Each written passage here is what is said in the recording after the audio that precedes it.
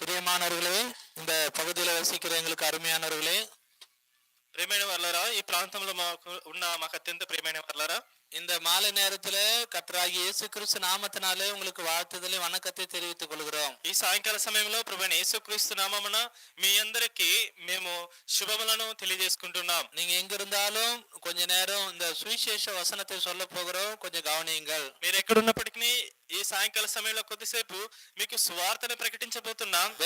వినండి. வேதத்துல சொல்லப்பட்டிருக்கிறது, இது மிகுந்த சந்தோஷத்தை உண்டாக்கும் நற்செய்தி. బైబిల్ గ్రంథంలో సెలవిబడి ఉన్నది, ఇది మిక్కిలి సంతోషాన్ని ఇచ్చే సువార్త. இது மிகுந்த சந்தோஷத்தை உண்டாக்கக்கூடிய ஒரு நற்செய்தி. ఇది గొప్ప సంతోషాన్ని ఇచ్చే మంచి వార్త. உங்களுடைய வாழ்க்கையில சந்தோஷம் இல்லாமல் இருக்கலாம், మీ జీవితంలో సంతోషం లేకుండా ఉండవచ్చు. உங்களுடைய வாழ்க்கையில மகிழ்ச்சி இல்லாமல் இருக்கலாம், మీ జీవితంలో ఆనందం లేకుండా ఉండవచ్చు. ஆனால் இந்த நற்செய்தியை கேட்டால், అయితే ఈ సువార్తను మీరు వింటే இந்த நற்செய்தி உங்களுடைய வாழ்க்கையில பெரிய ஒரு சந்தோஷத்தை கொண்டு வரும். ఈ సువార్త మీ జీవితంలో గొప్ప సంతోషాన్ని తీసుకుని వస్తుంది. ஒருவேளை துக்கத்தோடு கண்ணீரோடு நீங்க காணப்படலாம், ఒకవేళ మీరు దుఃఖంతోనూ కన్నీళ్లతోనూ ఉండవచ్చు. எனவே சந்தோஷம் இல்லாமல் இருக்கலாம், అయినా సంతోషం లేకుండా మీరు ఉండవచ్చు. சமாதானம் இல்லாமல் இருக்கலாம், హృదయంలో సమాధానం లేకుండా మీరు ఉండవచ్చు. இந்த கவலையோடு கூட நீ வாழ்ந்து கொண்டிருக்கலாம். కాబట్టి చాలా విచారముతో బాధతో మీరు ఉండవచ్చు. ஆனால் இந்த நற்செய்தியை நீங்கள் கேட்டால், అయితే ఈ సువార్తను మీరు విన్నట్లయితే, எனவே இந்த நற்செய்தி மூலமாக உங்களுக்கு மிகுந்த சந்தோஷம் கிடைக்கும். ఈ సువార్త ద్వారా మీకు మిగిలిన సంతోషము దొరుకుతుంది. இது மனுஷன் கொடுக்கிற சந்தோஷம் அல்ல, ఇది మనుషుడు ఇచ్చే సంతోషం కాదు. எனவே பரலோகத்தில் இருந்து தேவன் கொடுக்கிற சந்தோஷம். ఇది పరలోకం నుండి దేవుడు అనుగ్రహించే సంతోషము. எதற்காக மனுஷனுக்கு சந்தோஷம் இல்லை? ఎందుకొరకై మానవునికి సంతోషం లేదు? எதற்காக மனுஷனுக்கு சமாதானம் இல்லை? ఎందుకొరకై మనుషునికి సమాధానం లేదు? வேதம் சொல்லுகிறது, బైబిల్ గ్రంథం సెలవిస్తున్నది, ஒவ்வொரு மனுஷனுடைய பாவம் தான் மனுஷனுக்கு சமாதானத்தையும் சந்தோஷத்தையும் கெடுக்கக்கூடியதா இருக்கிறது. ప్రతి మనుషుని యొక్క పాపమే తనలో ఉన్న సంతోషమని సమాధానాన్ని చెడిపివేసిగా ఉంటుంది. பைபிள்ல சொல்லப்பட்டிருக்கிறது, துன்மார்க்கருக்கு சமாதானம் இல்லை என்று கர்த்தர் சொல்லுகிறார். బైబిల్ గ్రంథంలో సెలవిస్తున్నది, దుర్మార్గములకు సమాధానం లేదని ప్రభు సెలవిస్తున్నాడు. துன்மார்க்கத்திலே பாவத்திலே நீ வாழ்ந்து கொண்டிருந்தால், దుర్మార్గతలోను పాపములోను జీవించినట్లయితే உள்ளத்துல மெய்யாகவே சமாதானம் சந்தோஷம் இருக்காது. నీ హృదయంలో నిజమైన సంతోషము సమాధానం ఉండదు. ஒருவேளை நீ சொல்லலாம், சந்தோஷமாகத்தான் இருக்கிறேன் என்று சொல்லலாம். ఒకవేళ నువ్వు ఇలా చెప్పవచ్చు, నేను సంతోషంగానే ఉన్నాను అని. ஒரு தற்காலிகமான சந்தோஷம், அது அழிந்து போகிற ஒரு சந்தோஷம். అయితే అది తాత్కాలికమైన సంతోషము, అది నాశనమైపోయే సంతోషము. நாங்க சொல்வது நித்தியமான தேவன் கொடுக்கிற சந்தோஷத்தை குறித்து சொல்கிறோம். అయితే మేము చెప్పేది నిత్యమైన దేవుడు ఇచ్చే నిత్యమైన సంతోషాన్ని గురించి చెప్తున్నా. நான் பாவி இல்லை என்று ஒரு மனுஷனும் சொல்ல முடியாது. నేను పాపిని కాదు అని ఏ మనుషుడు చెప్పలేడు. ரோமர் 3ஆம் அதிகாரம் 23வது வசனத்தில் எல்லாரும் பாவம் செய்து தேவ மகிமையற்றவர்களாய் போனான்னு சொல்லப்பட்டிருக்கிறது. రోమీయులకు 3వ అధ్యాయం 23వ వచనంలో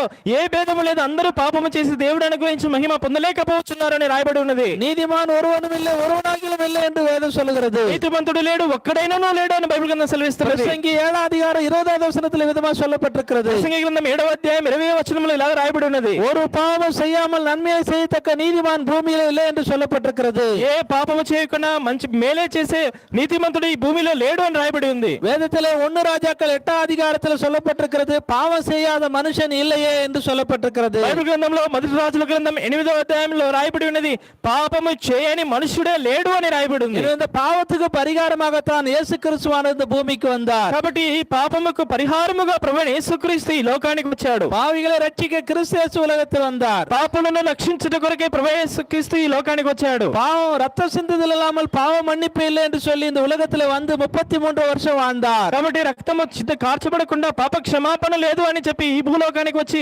33.5 సంవత్సరాలు ఈ భూలోకంలో జీవించాడు. அவர் எந்த தவறு பாவம் செய்யவில்லை, ஆனால் ரத்தம் சிந்தினார். ఆయన ఏ పాపము చేయలేదు, ఏ తప్పు చేయలేదు, అయినా కూడా ఆయన రక్తము కార్చాడు.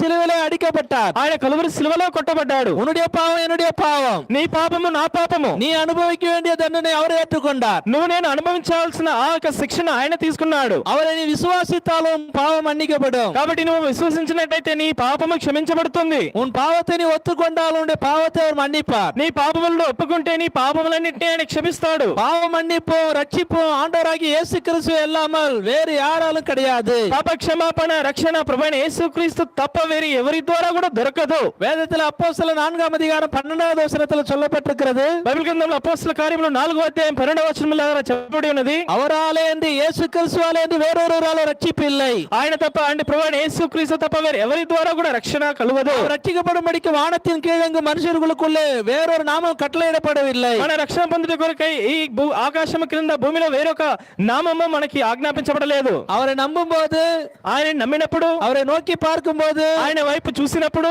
இயேசு கிறிஸ்துவானுடைய பாவத்தை மன்னிக்கிறார். ప్రభువైన యేసుక్రీస్తు మీ పాపాలు క్షమిస్తాడు. உன் இருதயம் பாவத்துல நிறைந்திருக்கிறது, నీ యొక్క హృదయం పాపముతో నింపబడి ఉన్నది. ஆனால் தான் உன் இருதயத்தில் சந்தோஷம் இல்லை. అందుకే నీ హృదయంలో సంతోషం లేదు. இயேசு கிறிஸ்துவின் ரத்தம் சகல பாவங்களை நீக்கி நம்மை சுத்திகரிக்கும். యేసుక్రీస్తు రక్తము ప్రతి పాపములో నుండి మనల్ని పవిత్రులుగా చేయను. நீ அவரை உள்ளத்திலே ஏற்றுக்கொண்டால், నువ్వు ఆయన్ని నీ హృదయంలో అంగీకరిస్తే உன் பாவம் மன்னிக்கப்படும். నీ పాపము உனக்கு క్షమించబడుతుంది. மெய்யான சமாதானம் வரும், నిజమైన సమాధానం மெய்யான దొరుకుతుంది. சந்தோஷம் வரும். నిజమైన సంతోషం దొరుకుతుంది. நீ அவரை விசுவாசிக்க, నువ్వు ఆయనని విశ్వసించడానికి, அவரை ஏற்றுக்கொண்டால் ఆయనని అంగీకరించినట్లయితే இயேசுவானவர் தம்முடைய பிள்ளையாக உன்னை மாற்றுகிறார். ప్రభువైన యేసుక్రీస్తు తమ బిడ్డగా నిన్ను మార్చుకుంటాడు. யோவான் 1:12 వచనం విధமா சொல்லுகிறது, యోహాను సువార్త 1వ అధ్యాయం 12వ వచనంలో రాయబడి ఉంది. அவருடைய நாமத்தின் மேல் விசுவாசம் உள்ளவர்களாய் அவரை ஏற்றுக்கொண்டவர்கள் எத்தனை பேர்களோ அத்தனை பேர்களும் தேவனுடைய பிள்ளைகளாகும்படி அவர்களுக்கு அதிகாரம் கொடுத்தார். ఆయన నామం పేరిట విశ్వాసం ఉంచి ఎందరూ ఆయన విశ్వసిస్తారో వారందరూ దేవుని పిల్లలగుటకు అధికారం కలుగజేస్తాడని దేవుని వాక్యం రాయబడి ఉన్నది. எனவே இந்த கர்த்தராகிய இயேசு கிறிஸ்து விசுவாசியுங்கள், కాబట్టి அப்பொழுது நீங்களும் உங்கள் வீட்டாரும் ரட்சிக்கப்படுவீர்கள். కాబట్టి ప్రభువైన యేసుక్రీస్తునందు విశ్వాసం ఉంచుడి, అప్పుడు నీవు మీ ఇంటి వారందరూ రక్షణ పొందెదరు.